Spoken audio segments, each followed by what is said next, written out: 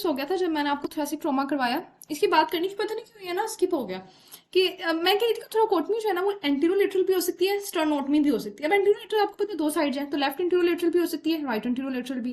और अगर मीडियन से जाएंगे तो स्टर्नोटमी होगी। अब लेफ्ट जो एंटीरोलेटरल हम थोराकोटमी करते हैं उसमें भी बेस्ट अप्रोच मिलेगी left lung, lung hilum, thoracic aorta, left subclavian artery, left side of heart और लोअर इसोफेगस की। अगर राइट साइड से जाएंगे तो राइट पे क्या होगा, लेफ्ट पे लेफ्ट लंग था, राइट पे राइट लंग होगा। लेफ्ट पे थोरेसिक एओर्टा मिलेगी तो राइट पे, क्योंकि राइट साइड होती है वेन्स वाली साइड।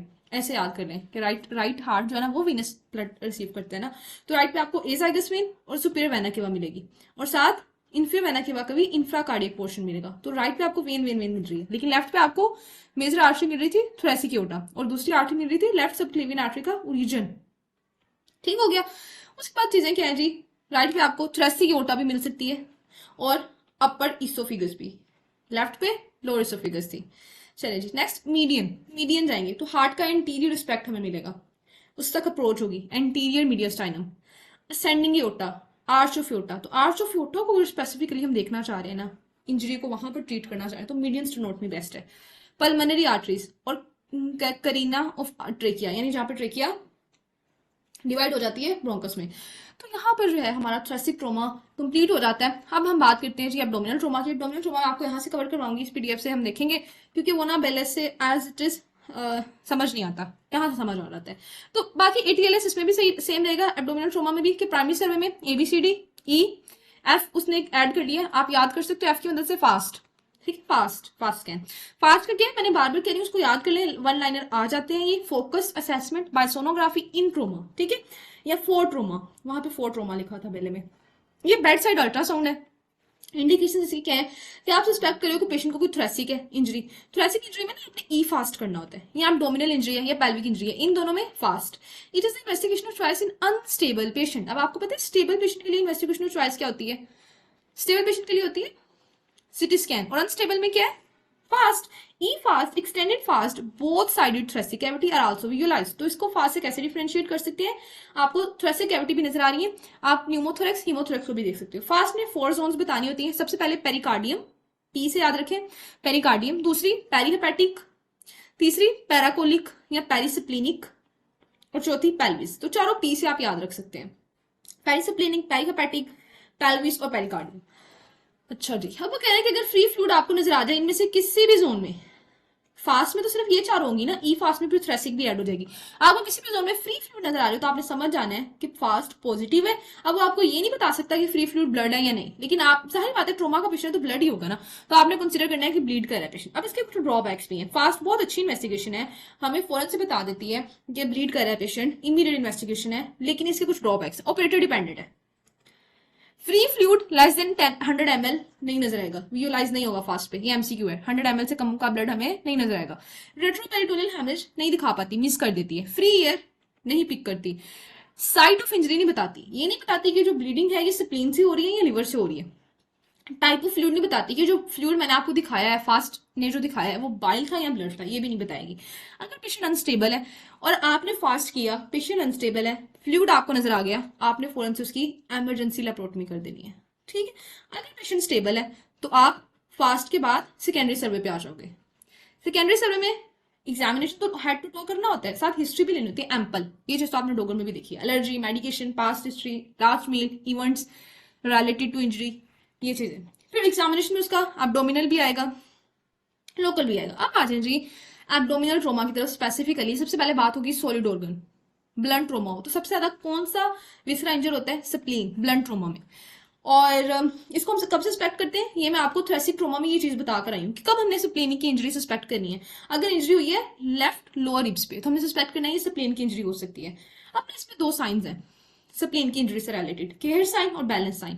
ये साइन किसी ना किसी एससीक्यू में आ सकते हैं, एमसीक्यू में आ सकते हैं। केयर साइन ये होता है कि आप जब लेफ्ट अपर क्वाड्रेंट को पल्पेट करते हो ना, लेफ्ट अपर क्वाड्रेंट में स्प्लीन पड़ी हुई थी, उसकी इंजरी हो गई है, आप उसको पल्पेट करोगे तो रेफर पेन जाएगी लेफ्ट शोल्डर टिप पे। कितनी आसान है ये, जैसे हम राइट साइड पे कोलिसिस्टाइटिस के लिए नहीं चीज पढ़ते, कोलिलिथेसिस के लिए, तो वैसे ही लेफ्ट पे स्प्लीन के लिए कि लेफ्ट आपने पल्पेट किया तो रेफर पेन जाएगी शोल्डर, उसको केयर साइन कहते हैं। बैलेंस साइन क्या है, बैलेंस साइन ये होता है non shifting dullness. Non shifting dullness. आप लोगों को पता है शिफ्टिंग डलनेस का, जिन लोगों को पता है ना उन लोगों को इसकी समझ आएगी, जिनको नहीं पता वो पहले शिफ्टिंग डलनेस पढ़ के हैं, फिर उनको इसकी समझ आएगी।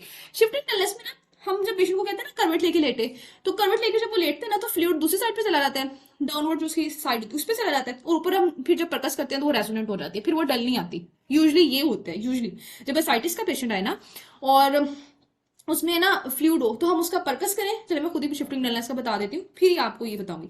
हम उसको ना परकस करें तो जो परकशन नोट है ना वो डल आ रहा है, ठीक है, हमें लगा फ्लूइड है, फिर हम उसको ना उसी जगह पे अपनी फिंगर फिक्स करेंगे और कहेंगे आप करवट लो, वो करवट लेगा, फिर हम कुछ देर कुछ सेकंड वेट करेंगे ताकि उसका जो फ्लूइड है ना सारा वो शिफ्ट हो जाए, दूसरी साइड पे चला रहा है। फिर हम उसी पॉइंट पे जहां पे पहले परकस किया था वो पॉइंट अब ऊपर है हमारी, वो साइड हमारी तरफ है, हम उस पर परकस करेंगे तो परकशन अब रेजोनेंट आएगी, इसका मतलब फ्लूइड शिफ्ट हो गया। ये यूजुअली होता है साइटिस के केस में। लेकिन अगर वो पेशेंट जो है उसको स्प्लीन इंजरी हुई है और जो स्प्लीन का ब्लड है वो पेरिटोनियम में आया हुआ है, अब आप जब डल परकस करोगे डल आएगी ब्लड की वजह से, पेशेंट को करवट बदले करवट लेगा वो, फिर परकस करोगे स्टिल डल आएगी, शिफ्ट नहीं होगी, इसको कहते हैं नॉन शिफ्टिंग डलनेस। ऐसा क्यों होता है? क्योंकि जो स्प्लेन ट्रॉमा होता है ना इसमें ब्लड के क्लोट बन जाते हैं, तो क्लोट तो मूव नहीं करते। यूजली पेरिटोनियम में चाहे फ्लूइड हो चाहे ब्लड हो वो क्लोट नहीं करता, उसमें क्लोट नहीं बनते, क्योंकि पेरिटोनियम में ना फिब्रिनोलाइसिन पड़ी होती है, क्लोट बने भी तो तोड़ देती है उसको, तो क्लोट नहीं बनते, इसलिए बड़ी आराम से शिफ्टिंग डलनेस हो जाती है। लेकिन स्प्लीन के केस में क्या बनते हैं? क्लोट्स बनते हैं, ठीक है। जब क्लोट बनेंगे तो डलनेस शिफ्ट नहीं होगी। चलें जी, नेक्स्ट बात करते हैं, ये मैं आपको टेबल बाद में करवाती हूँ। नेक्स्ट बात करते हैं कि अगर ब्लंट इंजरी होगी, ट्रोमा ब्लंट ट्रोमा होगा सॉलिड ऑर्गन को, सॉलिड ऑर्गन में लीवर भी आता है, स्प्लीन भी आती है, तो हमने कैसे मैनेज करना है? पेशेंट स्टेबल है, फास्ट पॉजिटिव है, लेप्रोटमी कर दो। पेशेंट स्टेबल है, सिटी स्कैन करो, कंफर्म करो अपना डायग्नोसिस। ग्रेड 1 2 3 है तो कंजर्वेटिव मैनेजमेंट करो, ये मैं आपको बताती हूँ ग्रेड 1 2 3 कौन सी होती है। ग्रेड 4 5 है तो अब कंजर्वेटिव से काम नहीं चलेगा, अब एंजियो एम्बोलाइजेशन करो या लेप्रोटमी करो। किसी भी स्टेज पे है पेशेंट, टू पे था, आप उसको कंजर्वेटिव चला रहे थे, लेकिन डेट्यूरेट उसकी कंडीशन हो गई, उसके वाइटल गिरना शुरू हो गए, फौरन से लेप्रोटमी कर दो, ठीक है। फिर ये ना कहो कि बुक में लिखा था 2 पे कंजर्वेटिव करना है, अगर उसकी कंडीशन डेट्यूरेट करिए तो फिर करें ना उसकी लेप्रोटमी। अच्छा,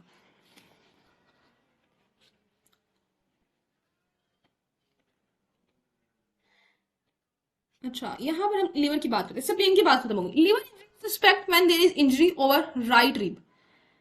स्प्लीन को हम कब सस्पेक्ट कर रहे थे? जब इंजरी हो रही थी ओवर लेफ्ट रिब। अब राइट पे है तो लीवर की, किडनी की जब कब सस्पेक्ट करेंगे? जब ब्रूजिंग होगी ओवर फ्लैंक या 12th रिब का फ्रैक्चर होगा, ठीक है। ये कोड वर्ड्स हैं, अगर फ्लैंक पे ब्रूज आपको नजर आएगा ये 12th रिब का फ्रैक्चर है। पेंक्रियाज और डुडेनम की इंजरी यूजुअली एक साथ हो रही होती है, ये भी सेंडअप में एमसीक्यू आया था।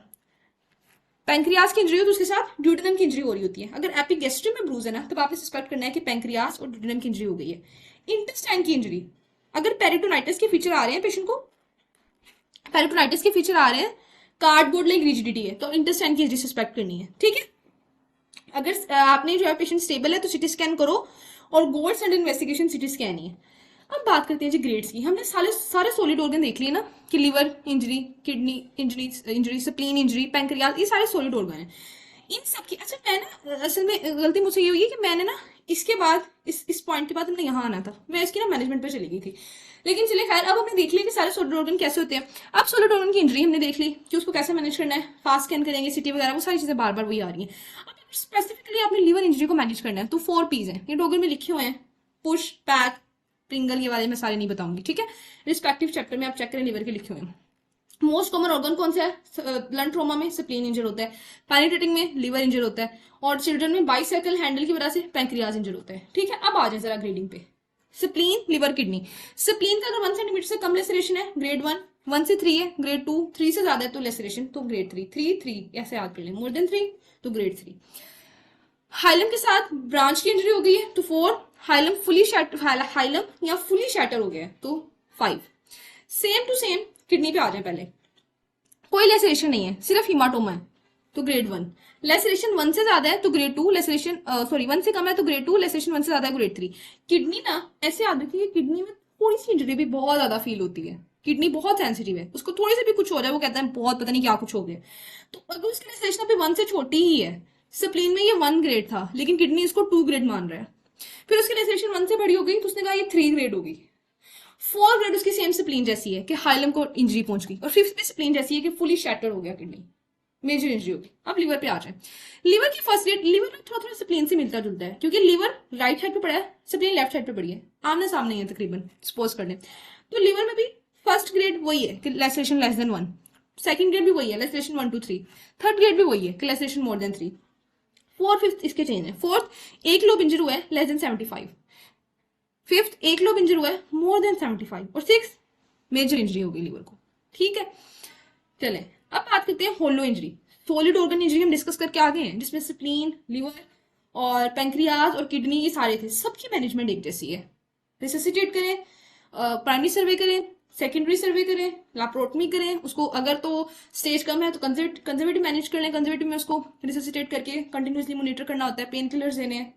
और अगर स्टेज ज्यादा है या अगर कंडीशन वर्सन हो रही है तो लैप्रोटमी कर दें। यही उसका सिनेरियो रहेगा हर सॉलिड ऑर्गन के मैनेजमेंट का। होलो विस्रा की अगर बात करें, होलो विस्रा में आ जाती है आपकी इंटेस्टाइन।